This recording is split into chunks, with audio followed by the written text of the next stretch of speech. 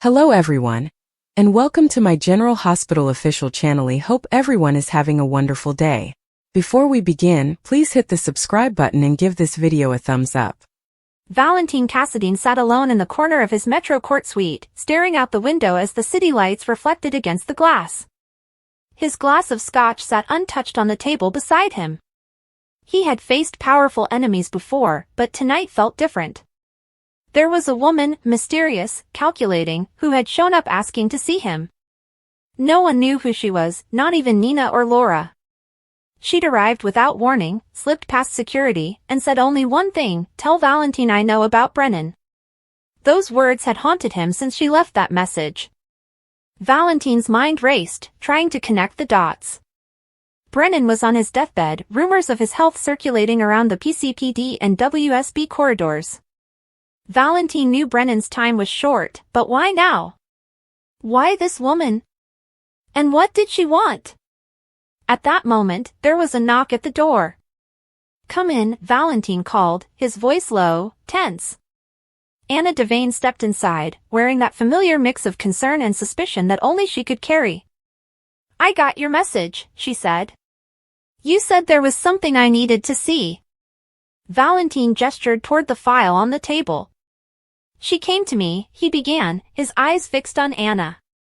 "A woman said she had information about Brennan. And she mentioned your name." Anna froze for a second, her expression hardening. "My name? What did she say exactly?" Valentine handed her the note. The handwriting was elegant but firm, almost military in precision. "Brennan's end is near. Tell Anna the past isn't buried, it's coming for all of us." Anna looked up, her pulse quickening. "Who is she?" Valentine sighed, rubbing his temples. "That's what I'm trying to figure out." Meanwhile, across town at General Hospital, a different kind of tension was brewing. Brennan lay in a guarded room on the 4th floor, tubes running from his frail body to a bank of machines. His once commanding presence had withered into something unrecognizable. Dante Falconeri stood just outside the room with Jordan Ashford, their conversation quiet but urgent. "He's not gonna make it through the night," Dante said grimly. "If he's holding anything back, we need to get it before he goes." Jordan nodded. "He's hiding something big, something that connects back to the Cassadines. Whatever it is, we're running out of time." Just then, the monitor inside Brennan's room beeped sharply. Dante and Jordan rushed in, but Brennan's eyes fluttered open, and for a moment, the old steel returned to his gaze. "Cassadine," he rasped. "It's not over." Back at the Metro Court, Anna was pacing. "This woman, she didn't give you a name?" Valentine shook his head. "No name, no background. But she knew things, Anna. About Brennan's WSB operations, about the offshore accounts, even about the experiments." Anna turned sharply. "Experiments? You mean the classified ones Brennan ran after he went rogue?" Valentine nodded slowly. "Exactly. And she said she was there." Anna's eyes widened. "There? As in part of it?" Valentine gave a grim nod. "That's what she claimed. She said Brennan used people, civilians, as test subjects, trying to develop some kind of behavioral conditioning technique.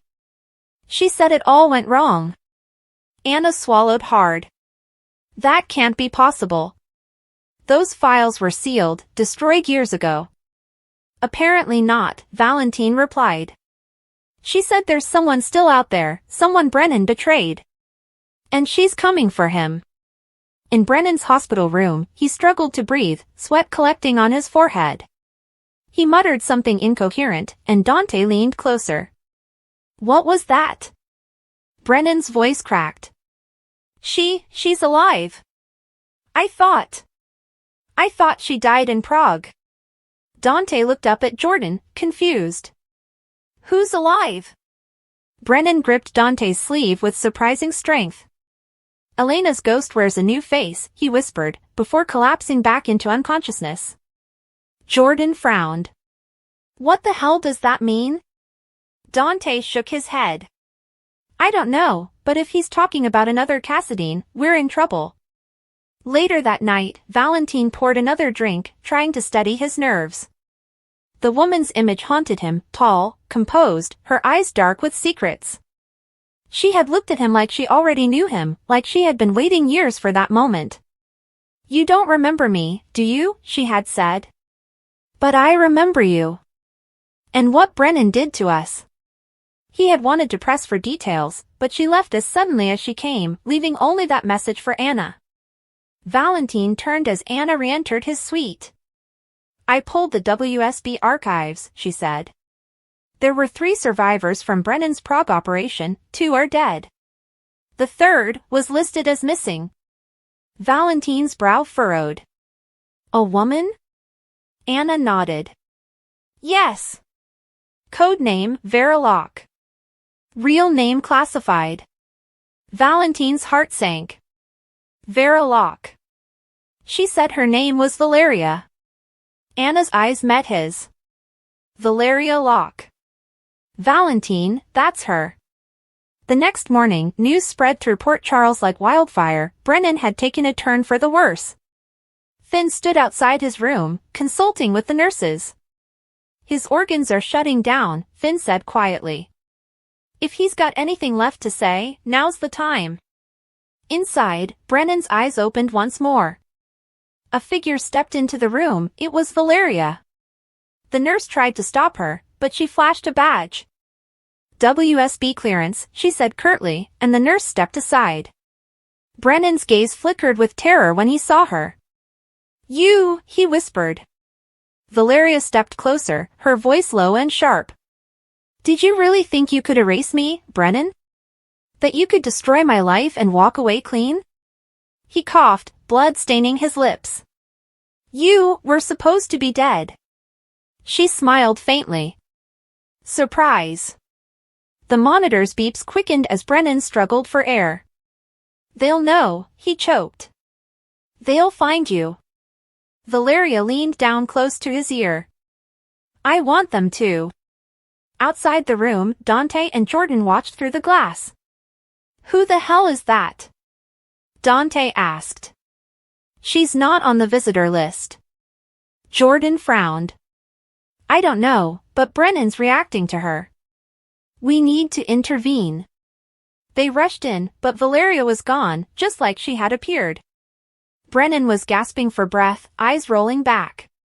Dante pressed the call button. We need a crash cart, now. Finn rushed in seconds later, but it was too late. The steady tone of the monitor filled the room. Brennan was gone. Jordan exhaled sharply. We just lost our only lead.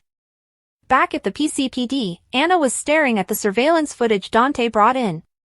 The timestamp showed the woman entering the hospital using a stolen WSB access code. That's her, Anna said softly. Valeria Locke. Dante crossed his arms. She didn't kill him, but she wanted him dead. Maybe she just wanted him to see her before he went. Anna frowned. No, Dante. This isn't over. If Valeria's resurfaced after all these years, she's not here for revenge, she's here for justice. Or something far bigger. At the Metro Court bar, Valentine watched the news report in silence. The headline scrolled across the bottom of the screen, Brennan dead, WSB investigation underway. He felt no relief, only dread. He knew Valeria wouldn't stop there. Suddenly, his phone buzzed with a text message. No number, no name. Just 3 words, you're next, Valentine. He froze. Damn it, he muttered under his breath. That's when Anna walked in, phone in hand. We need to talk, she said urgently. She's not just some ex-agent, Valentine. She's tied to a much bigger network. Brennan wasn't the target, he was just the beginning. Valentine looked up sharply. What are you saying? Anna took a breath. I'm saying Valeria Locke didn't come back to settle a score. She came back to finish what Brennan started. Meanwhile, in a shadowy motel on the outskirts of town, Valeria sat on the edge of a bed, staring at a photo. It was old, faded, showing Brennan, a younger Valentine, and several others in WSB uniforms. Her voice trembled as she whispered, "You all thought you could forget. But I remember everything." She reached for her phone and made a call. "It's done," she said quietly. "Brennan's dead." The voice on the other end was low, female. "Good. Then phase 2 begins. Valentine Cassadine will lead us to the rest." Valeria hesitated. "He's not the same man he was." The voice replied, "None of us are. But he still carries the key. Find it, or the past dies with him." At the same time, Valentine sat back, eyes distant. "She's out there," he murmured. Anna nodded. "And she's not alone." Valentine's phone buzzed again. This time, an image appeared. It was a photograph taken from somewhere near his home. A red circle was drawn around the window of Charlotte's bedroom. Valentine's heart stopped. "She's threatening my daughter," he said through clenched teeth. Anna's expression hardened. "Then we find her first." Valentine stood, determination burning in his eyes. No one touches my daughter. Not again." As night fell over Port Charles, storm clouds gathered. In a single day, the city had lost one man and gained a new ghost. Brennan's death left more questions than answers, and the shadow of Valeria Locke loomed large. Anna stared out her office window, whispering to herself, "The past always finds its way back." And somewhere in the distance, Valeria's voice echoed the same sentiment into the darkness, "It's only just begun." "You kept the piano," she said. Her voice carried the faint rasp of old cigarettes and older secrets. Val's fingers tightened around the glass. "Some things are harder to move than others, Brennan." She flinched at the name, a micro-movement at the corner of her mouth. "Don't. That woman's been dead 15 years. Then why are you wearing her face?" Brennan, because that was the name stitched into the lining of every alias she'd ever used, crossed the room in 4 measured steps. She stopped an arm's length away, close enough for him to smell the rain on wool and the copper tang beneath it. A stain darkened the cuff of her left sleeve. Not rain. Blood, already browning at the edges. "I don't have time for nostalgia, Val. I'm here because you're the only one left who can finish what I started." He set the untouched scotch aside. "And what exactly did you start that's worth bleeding on my rug?" She reached into her coat, not the pocket with the weight, the other, and drew out a photograph. Old, edges soft from handling. She held it between 2 fingers like a playing card she was reluctant to lay down. Val took it. The image showed a younger Brennan standing beside a man in a white lab coat. Behind them, a steel door embossed with a caduceus entwined by a double helix. The man's face had been scratched out with something sharp, nail, key, desperation. But Val recognized the corridor. Port Charles General, sub-basement, the wing that officially did not exist. "Project Lazarus," he said quietly.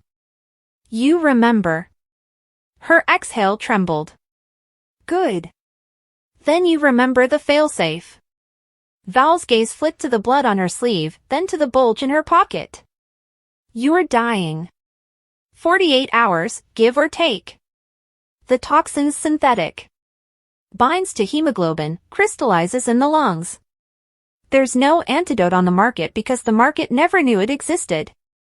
She laughed once, a dry sound. "I weaponized it. Irony's a bitch." He turned the photo over. On the back, in Brennan's cramped handwriting, "If I'm compromised, trust no one but VC Burn after reading." "You wrote this before you vanished," he said. "Before they made me vanish." She swayed, caught herself on the back of a chair. The people who funded Lazarus never disbanded. They just went deeper. New name, new board, same goal, controllable resurrection. They want the research. All of it. Including the live subject. Val's pulse remained steady, but something cold coiled in his gut. There is no live subject. The trial collapsed. Everyone died. Not everyone. Brennan's eyes glistened, fever or tears, impossible to tell. There was a child. Female. Born in vitro, gestated in an artificial womb.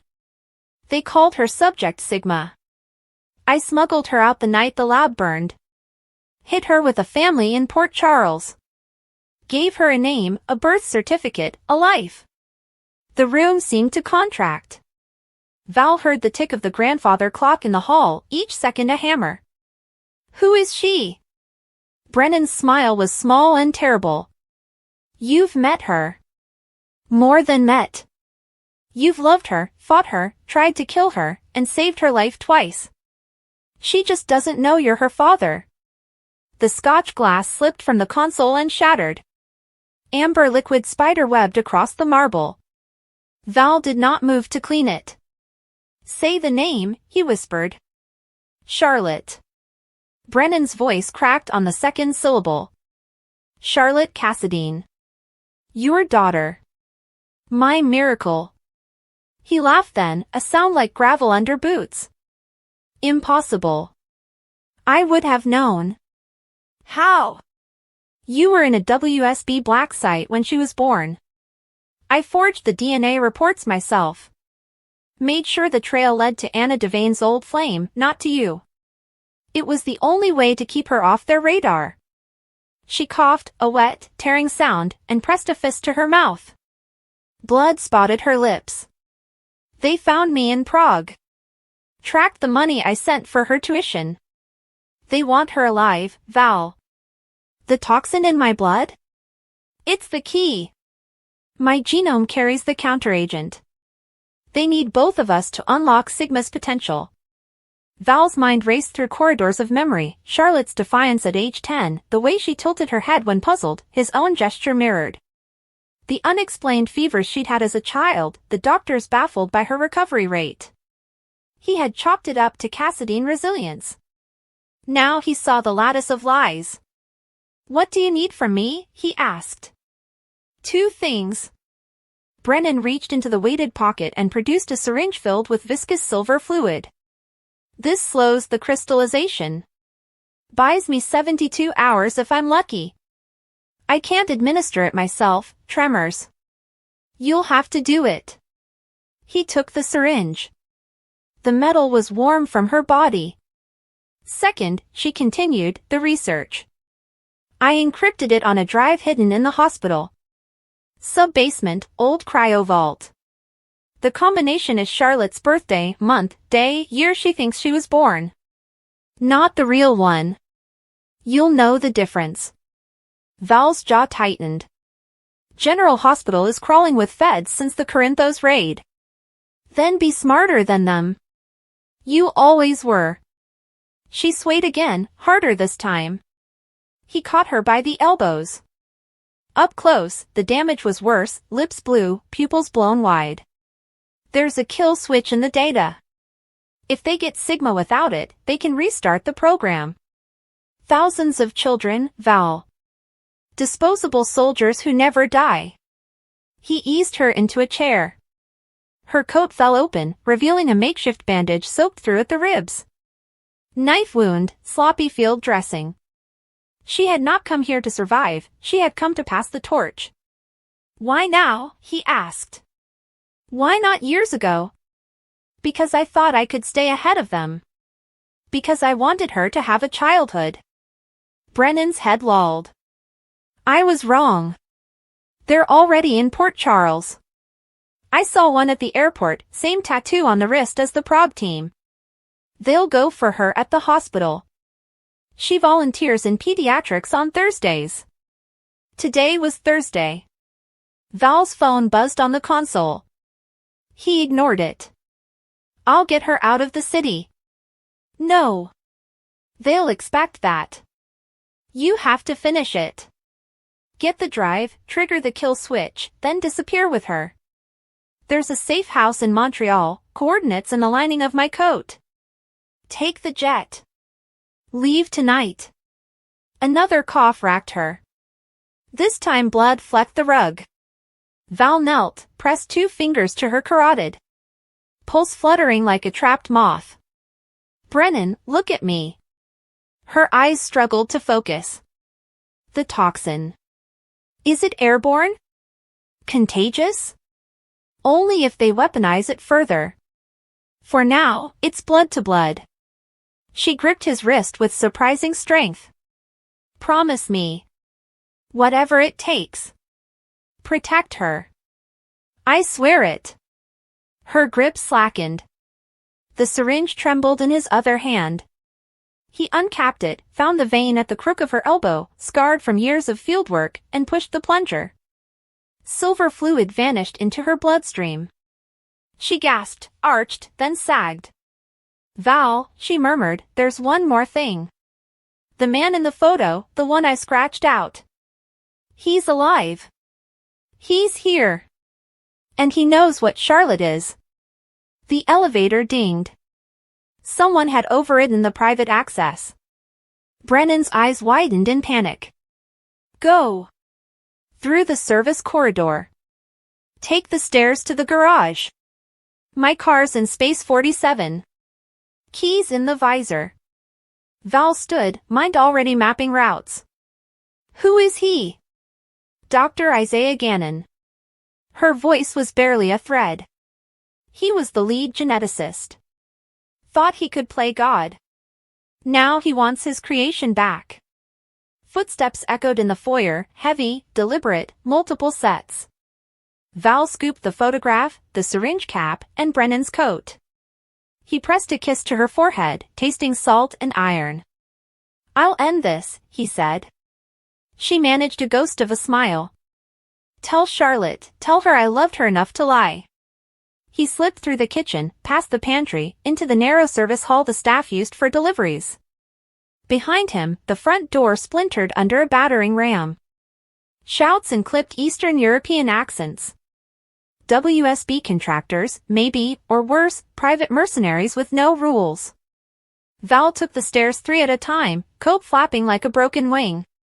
47 floors to the garage.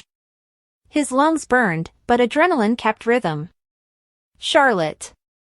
Thursdays. Pediatrics. He had perhaps 90 minutes before they converged on General Hospital. In the garage, Brennan's car, a nondescript gray sedan, waited exactly where she said. Keys in the visor, along with a burner phone and a post-it, if I'm gone, call the top contact. Trust no one else. The phone's contact list held one name, L. Scorpio. Val slid behind the wheel, engine purring to life. As he pulled out, tires screeching on polished concrete, his rearview mirror caught a final glimpse of the penthouse floor. Black-clad figures poured from the elevator, weapons raised. One knelt beside Brennan's slumped form. Val did not look back again. The drive to General Hospital took 23 minutes in rush-hour traffic. He used every shortcut, every alley he'd memorized during his years running Port Charles from the shadows. The burner phone buzzed twice, unknown number. He let it ring out. Laura Spencer's face flashed on the dashboard screen. He declined the call. Explanations later. Survival now. He parked in the ambulance bay, badge from an old alias still valid enough to bluff the security guard. Inside, the hospital smelled of antiseptic and cafeteria lasagna. He took the stairs to the pediatric wing, avoiding cameras. Charlotte's volunteer shift ended at 6, it was 5:47. The playroom door stood ajar. Through the glass, he saw her, hair in a messy bun, purple scrubs dotted with cartoon dinosaurs, kneeling beside a boy with an 4-pole. She was reading aloud, voices for each character, the boy's laughter bright against the beep of monitors. Val's chest ached in a way no bullet ever had. He scanned the corridor. A man in a white coat lingered by the nurse's station, chart in hand but eyes on Charlotte. Mid-50s, salt and pepper beard, wire-rimmed glasses. The cadence of his stance, weight on the balls of the feet, ready to move, screamed operative. Val's hand slid inside Brennan's coat to the weighted pocket. A Walther PPK, suppressor attached. Brennan never traveled light. The man glanced up, met Val's gaze through the glass. Recognition flickered, then calculation. He set the chart down and started toward the playroom. Val moved first. He slipped inside, closed the door softly behind him. Charlotte looked up, surprise melting into a grin. "Papa! What are you doing here?" "Emergency," he said, forcing warmth into his voice. "We have to go. Family trip. Right now." The boy on the floor frowned. "But we didn't finish the dragon part." "Dragons can wait," Val said. He took Charlotte's hand, pulled her gently to her feet. Over her shoulder, he saw the man in the white coat reach the door, hand slipping inside his pocket. "Charlotte, listen carefully," Val murmured. "When I say run, you go to the service elevator at the end of the hall. Press B2. My car's there. Lock the doors. Do not open for anyone but me." Her eyes widened. "What's happening?" "No time." He squeezed her fingers once, then turned to face the door. It opened. Dr. Isaiah Gannon stepped inside, smile polished and poisonous. "Mr. Cassadine," he said pleasantly. "Or should I say father? We have so much to discuss about your daughter's potential." Charlotte gasped. Val stepped between them, hand on the Walther. "Touch her," he said, "and you'll discover how creative Cassadines can be with scalpels." Gannon's smile did not waver. "I don't need to touch her." "The toxin in Brennan's blood? I designed it. I have the only antidote. And I'm willing to trade." Val's finger tightened on the trigger.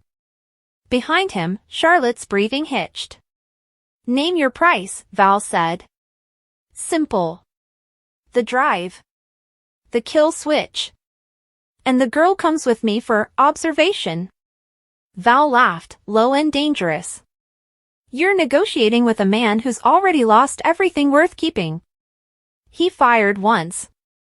The suppressor coughed. Gannon's shoulder bloomed red, the antidote vial in his hand shattered, clear liquid mixing with blood on the linoleum. Charlotte screamed. Alarms began to wail, code silver, active shooter. Val grabbed her wrist. "Run!" They bolted. Down the hall, past crashing carts and shouting nurses. The service elevator waited, doors blessedly open. They tumbled inside. Val hit B2, then the close button. As the doors slid shut, he saw Gannon on his knees, pressing a hand to the wound, eyes promising retribution. The elevator descended. Charlotte clung to him, shaking. "Papa, who was that? What did he mean about Mom?" Val cupped her face. "Later, Ljubavi. Right now, we survive." The doors opened to the parking sub-basement. Val's car idled where he'd left it, engine still warm. He bundled Charlotte inside, slid behind the wheel, and peeled out toward the exit ramp. In the rearview, he saw two black SUVs screech into the garage, headlights blinding. The oppressive silence of the hospital room was broken only by the rhythmic, mechanical hiss of the ventilator. It was a sound that had become the soundtrack to Elizabeth Weber's waking nightmare, a constant, chilling reminder of the fragility of the life lying so still in the bed before her. Finn, her husband, had just stepped out to confer with a team of specialists, his face a mask of professional composure that barely concealed the same terror she felt. She was alone with the patient, with the ghost of the man she knew. Detective Harrison Chase, her friend, her almost brother-in-law, was a pale imitation of his former self. The vibrant, music-loving, justice-seeking soul was trapped within a body that had been brutally broken. The hit-and-run had been no accident, it was a deliberate, cold-blooded attempt to silence him. And it had nearly succeeded. Liz reached out, her fingers gently brushing against his, careful to avoid the myriad of tubes and wires that snaked across his skin. His hand was cool, unresponsive. "You have to fight, Chase," she whispered, her voice thick with unshed tears. "You have to come back to us. To Violet. She needs her daddy." The door behind her clicked open, and she turned, expecting to see Finn. But it wasn't her husband. The woman who stood in the doorway was unfamiliar. She was tall, with an elegant posture that seemed at odds with the sterile, anxious environment of the ICU. Her hair was a sleek, dark bob, and she wore a tailored coat that spoke of quiet money and taste. Her eyes, a startling shade of hazel, were fixed not on Liz, but on Chase, filled with a profound and complex sorrow that seemed to reach across the room and grip Liz's heart. "Can I help you?" Liz asked, rising to her feet, her protective instincts flaring. "This is a restricted area. Family only." The woman's gaze slowly shifted to Liz. She offered a small, sad smile that didn't reach her eyes. "I know. I'm an old friend. I heard what happened. I needed to see him. To see that he's still fighting." Her voice was cultured, melodic, but underpinned by a tremor of genuine emotion. Liz's initial suspicion wavered. There was something about this woman, a sincerity, a deep-seated pain that mirrored her own. She wasn't a reporter, they were more aggressive. She wasn't a random well-wisher, they didn't carry this kind of heavy, personal grief. "I'm Elizabeth Weber," Liz said, her tone softening. "I'm a friend of Chase's. His family." "I know who you are," the woman said softly. "He's spoken of you. He thinks very highly of you and your sons." She took a tentative step further into the room. "My name is Valentina." The name meant nothing to Liz, but the fact that Chase had apparently spoken of her to this woman was significant. Chase was a private person, especially about his past before Port Charles. "He's stable," Liz offered, feeling the need to fill the heavy silence. "For now. The next 48 hours are critical." The brain swelling, her voice broke, and she looked away, composing herself. Valentina moved to the other side of the bed, her movements graceful yet weighted. She looked down at Chase, and a single tear escaped, tracing a clean path down her cheek. She didn't wipe it away. "He was always so strong," she murmured, more to him than to Liz. "So stubborn. He never knew when to quit." "That's what we're counting on now," Liz replied, her curiosity piqued. "How do you know him?" "He never mentioned a Valentina." A shadow passed over Val's face. "It was a long time ago.